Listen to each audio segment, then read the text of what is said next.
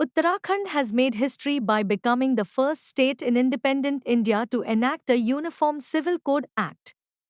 President Draupadi Murmu recently gave approval to the state's UCC Bill of 2024.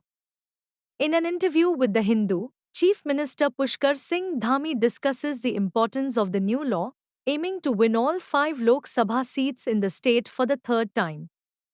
Since 2005, with exceptions during the COVID-19 years, the annual Status of Education report has been an anticipated release, garnering significant attention.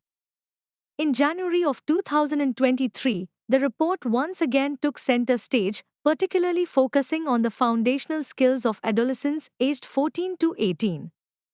Wildlife rescue involves saving animals from danger or difficulty, evoking feelings of hope and admiration for human responders.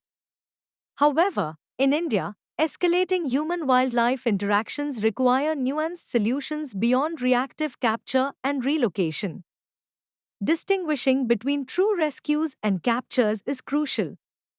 3 young men from Anchuthengu, including Tinu, borrowed substantial sums from local loan sharks to secure jobs in Russia, where they were promised lucrative salaries to provide security services. However, they unwittingly found themselves embroiled in the conflict between Russia and Ukraine, with two still stationed in the combat zone, prompting anxious waits from their families back home. In the Dandakrana region of Chhattisgarh, the Muria tribe's ordeal began over a decade ago during the conflict between left-wing extremists and the state-sponsored Salwa Judum. They fled to Andhra Pradesh and settled in the reserve forests, hoping for safety. However, despite their resilience, they face challenges accessing basic necessities like education and clean water. Now, they confront the looming threat of displacement, as detailed by T. Apla Naidu's report.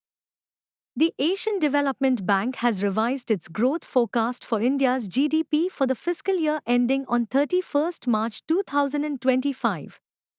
The ADB predicts a 7% growth rate, up from the earlier estimate of 6.7%, citing strong public and private investment and expectations of improving consumer demand as the rural economy recovers.